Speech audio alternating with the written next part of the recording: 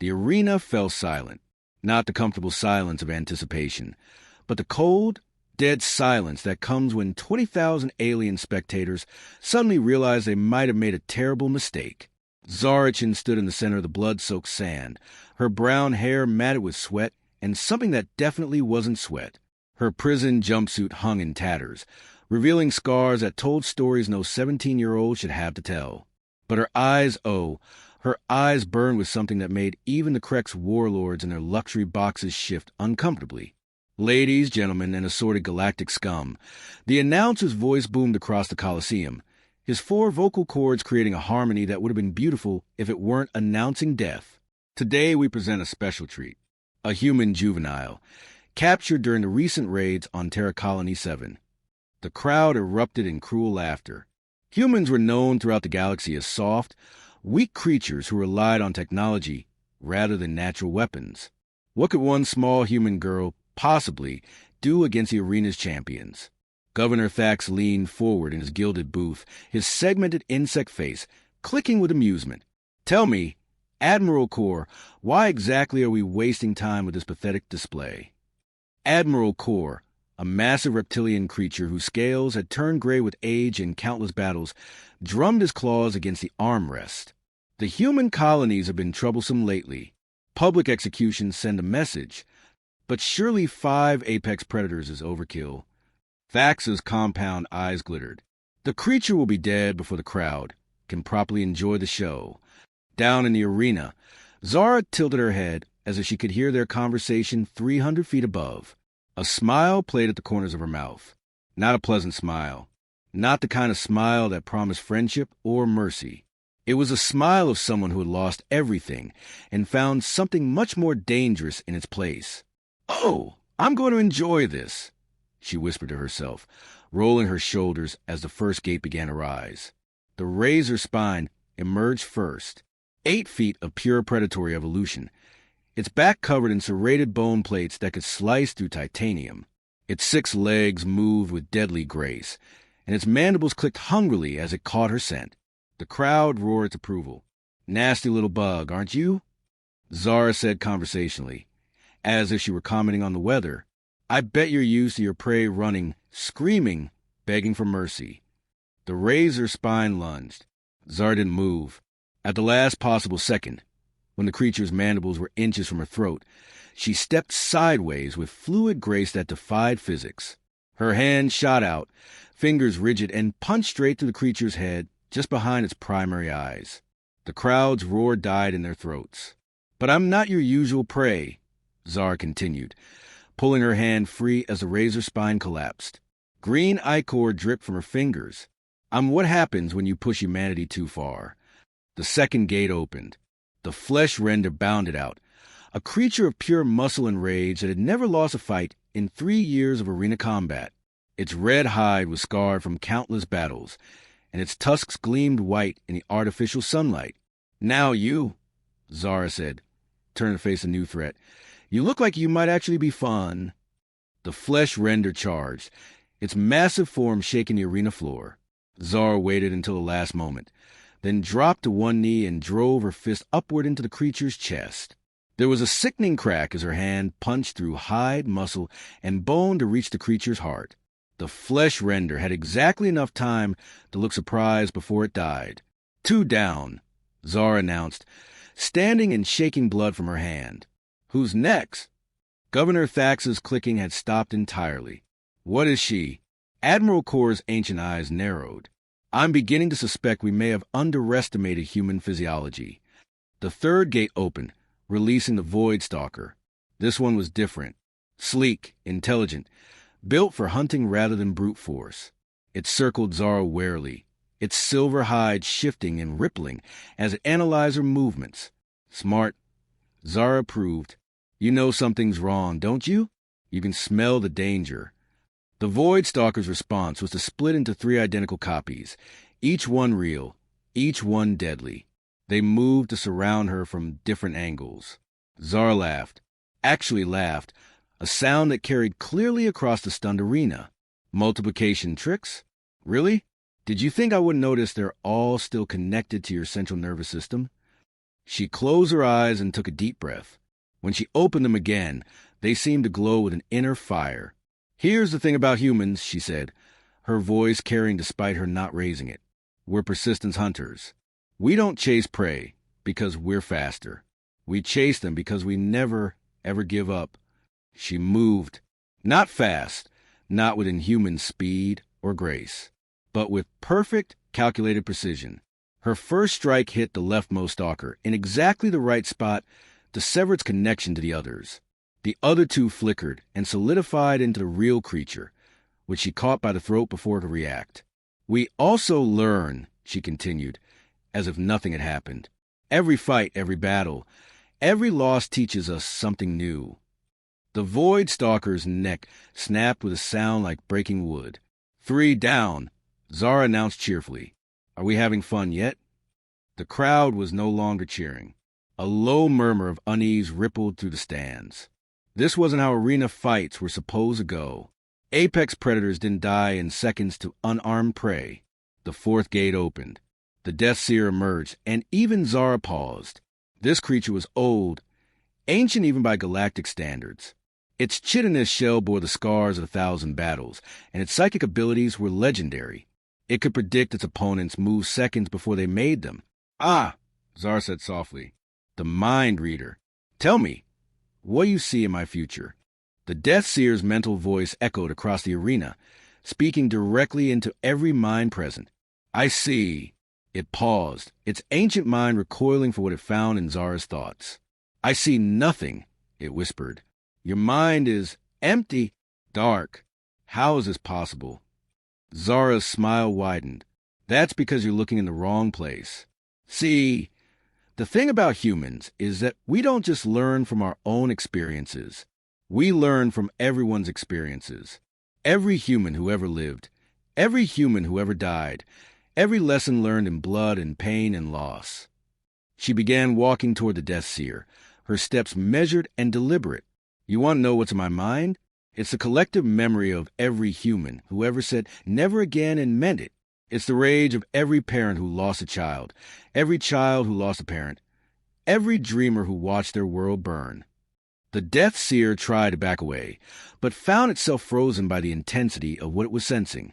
"And you, all of you," Zara continued, her voice rising for the first time, "you made the mistake of giving that rage a target."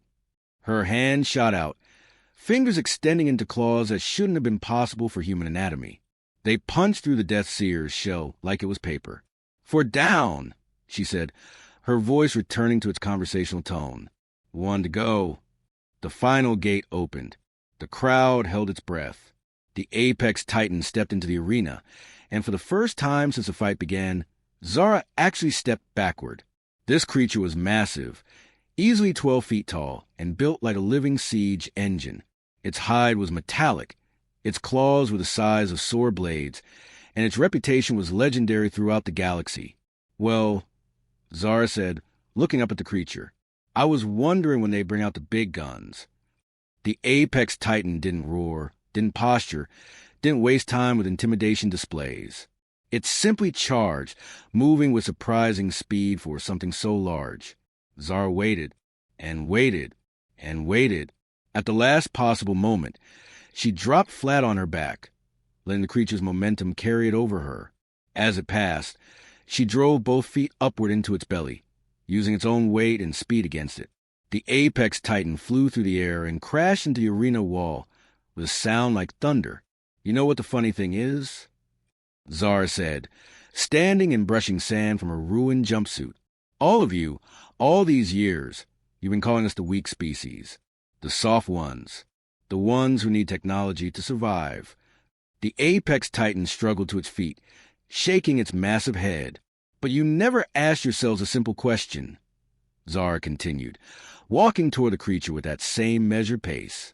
"If we're so weak, so helpless, so pathetic, how do we survive long enough to build that technology in the first place?" The Titan charged again, claws extended, jaws wide.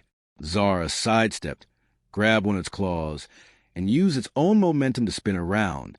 The creature's massive weight worked against it as Zara guided it into a perfect throw that sent it crashing back to the sand. See, the thing about evolution, she said, never breaking stride, is that it doesn't create technology first and then try to survive. It creates survivors first, and then they build technology. The apex titan tried to rise, but found Zara's foot on its neck. And humans... Her voice dropped to a whisper that somehow carried to every corner of the arena. We've been survivors for a very, very long time. There was a crack like breaking stone. The apex titan went still. Silence fell over the arena like a burial shroud. 20,000 alien spectators sat frozen, unable to process what they had just witnessed. 5 apex predators, creatures that had never known defeat, laid dead in the sand around a 17-year-old human girl, who didn't even look winded. Zara looked up at the governor's box, where Thax and Admiral Kor sat in stunned silence.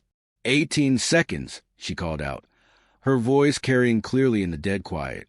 I counted. Did anyone else count?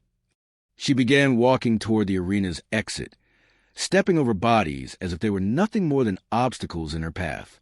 Oh, and gentlemen, she called back without turning around, you might want to reconsider this whole wiping out humanity plan of yours.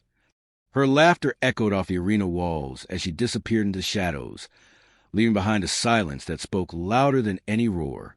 They left the human girl in the arena. 5 apex predators fell in 18 seconds. HFY Sci-Fi. The emergency meeting convened within an hour of the arena incident.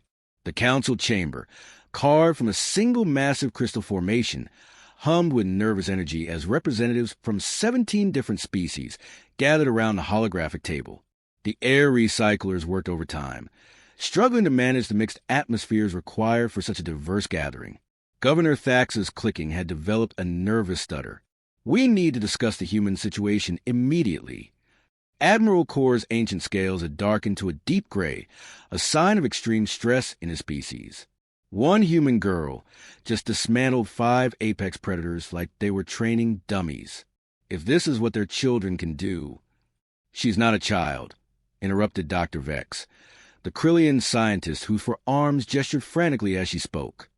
I've been analyzing the arena footage. Her bone density, muscle fibers, neural response times, nothing matches standard human parameters. Commander Zelk, a crystalline being whose form refracted light in rainbow patterns, chimed in with harmonics that translated to skepticism. Perhaps she's genetically modified? Enhanced? Surely normal humans can't possess such capabilities. That's just it, Dr. Vex continued, her voice rising with scientific excitement mixed with terror. According to every scan we took during her capture, she's completely normal. Standard human physiology, no augmentations, no genetic modifications. She's exactly what she appears to be. The chamber fell silent, except for the humming of life support systems. Meanwhile, 3 levels below in the detention block, Zara sat cross-legged on the floor of her cell, eyes closed, breathing steady.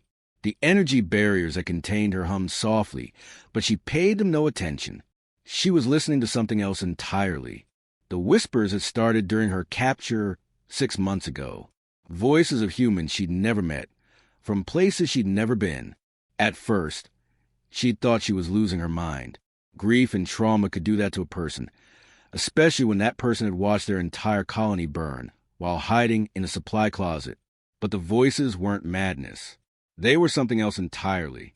Zara Chen, age 9, Terra Colony 7, she whispered to herself. Killed during the first wave. Tommy Rodriguez, age 15, Terra Colony 7.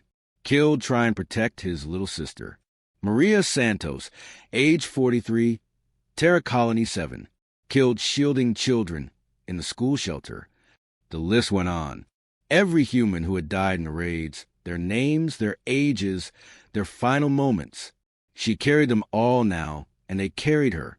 Dr. Vex wants to see you, the guard announced, his translation device rendering his chittering into flat, mechanical English. Zara opened her eyes, and for just a moment, they seemed to hold depths that hadn't been there before. Memories that weren't hers, experiences that belonged to people who no longer existed to claim them. Tell her I'll be right there, Zara said pleasantly. Wouldn't want to keep the good doctor waiting. The examination room was sterile white, filled with instruments that hummed and clicked and whirred with alien purpose. Dr. Vex moved around Zara with scientific precision, her forearms operating different devices simultaneously. "Fascinating," she murmured, studying the readouts. "Your cellular structure is completely normal, yet your performance in the arena defied every law of physics I understand."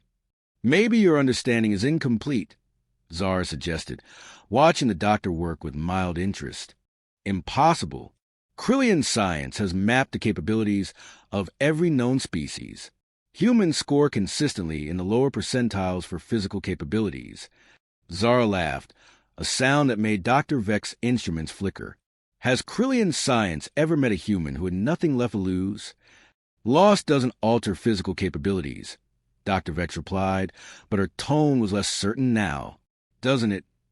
Zara leaned forward, and suddenly the room felt smaller, more confined. "Tell me, Doctor, what happens to your species when you're pushed beyond your breaking point?"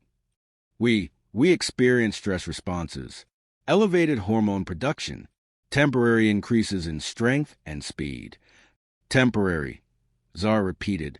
"But what if the stress never stops? What if it becomes permanent? What if it becomes who you are instead of just what you're experiencing?" Dr. Vex's instruments began beeping frantically. "Your neural activity is impossible. Your brain is processing information at rates that should require quantum computing."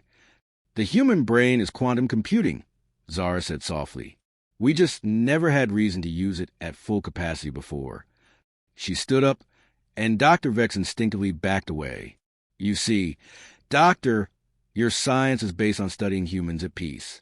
Humans who are happy, safe, comfortable. Humans who never had to dig down to the bottom of what they really were." The lights in the examination room began to flicker. "But you changed that, didn't you? You pushed us past comfort, past safety, past everything we thought we knew about ourselves. And now," Zara smiled that same unsettling smile from the arena, "now you get to meet what we really are." The energy field around Zara's restraints simply disappeared. Not disabled, not overloaded. Gone, as if it had never existed. Dr. Vex's forearms fumbled for the alarm button, but Zara was already moving. Not fast enough to seem superhuman, just fast enough to be inevitable. "Don't," Zara said quietly, and Dr. Vex froze. "I'm not here to hurt you. I'm here to deliver a message." "What message?" "The colonies you've been raiding, the humans you've been capturing and killing, they weren't empty worlds. They were the edge of human space, the frontier, the places where we sent our explorers, our dreamers, our most peaceful citizens." Zara began walking toward the door, and it opened at her approach despite having no visible controls. "But Earth," she paused in the doorway, "Earth is where we keep the survivors. The ones who've been through wars, disasters, extinctions. The ones who learn to endure." The door sealed behind her, leaving Dr. Vex alone with instruments that couldn't explain what they'd just recorded. Zara made her way through the facility with purpose, following corridors she'd never seen before, but somehow knew intimately. Guards moved to intercept her, but something in her bearing made them hesitate just long enough for her to pass. She found Admiral Core in his private office, staring out at the fleet assembled in orbit around the prison world. Hundreds of ships, each one carrying enough firepower to sterilize a planet. "Impressive," Zara said, not bothering to knock. "Is that supposed to intimidate me?"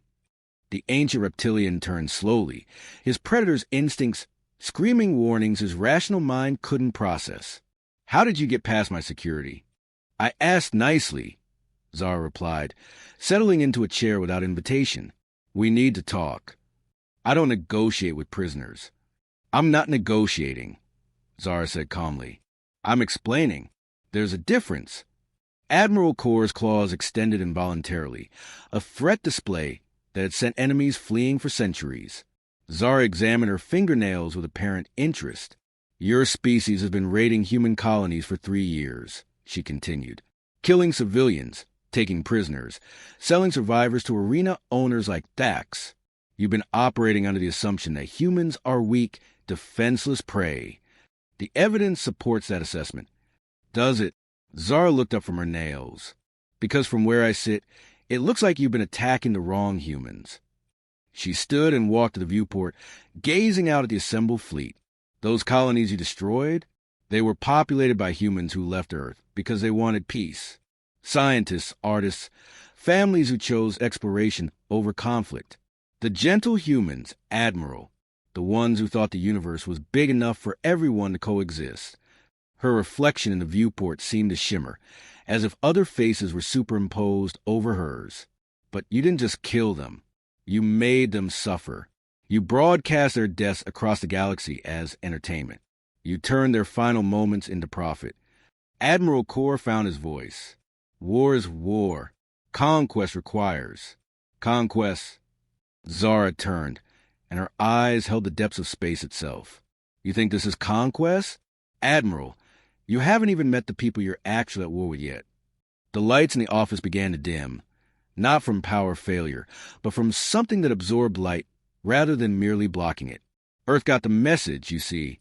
Every human death, every colony burned, every child sold into slavery. It all gets recorded, transmitted, remembered.